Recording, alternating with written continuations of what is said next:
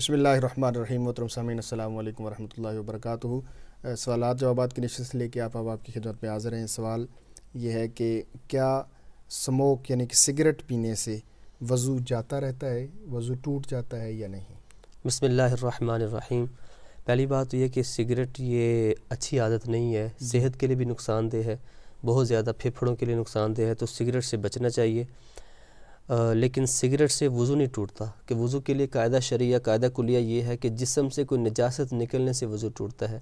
لیکن سموک کرنے سے کوئی نجاست جسم سے نہیں نکل رہی، اور نہ ہی کوئی مطلب ناپاک چیز جو ہے نا وہ جسم سے خارج ہو رہی ہے، تو اس سے وضو تو نہیں ٹوٹتا. لیکن اگر کسی نے سموکنگ کی ہو، یعنی سگریٹ پیا ہو اور اس کے منہ سے اسمیل آ رہی ہو اور بدبو آ رہی ہو، اس بدبو کی حالت میں نماز پڑھنا اور مسجد میں آنا یہ جائز نہیں ہے. مسجد کی حاضری بالکل جائز نہیں، اس کے لیے گناہ کا کام ہے کہ مسجد کے اندر بدبو لے کر آئے. تو اس کے لیے ضروری ہے کہ اس منہ کی اسمیل سے جان چھڑائے، مسواک کر لے یا اپنے دانتوں کو خوشبو استعمال کر لے، برش کر لے، تو اپنے دانتوں کی اور منہ کی اسمیل کو ختم کرے.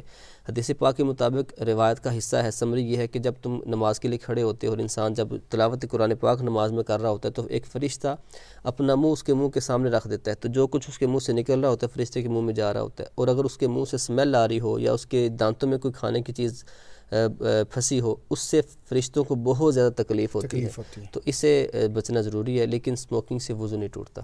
مالک رسما میں بری عادات سے محفوظ فرمائے. وما علینا الا البلاغ. If you like this video, please give it a like and a thumbs up. Leave your comments below. Share it with your friends, your family and your children. And don't forget to subscribe to this channel.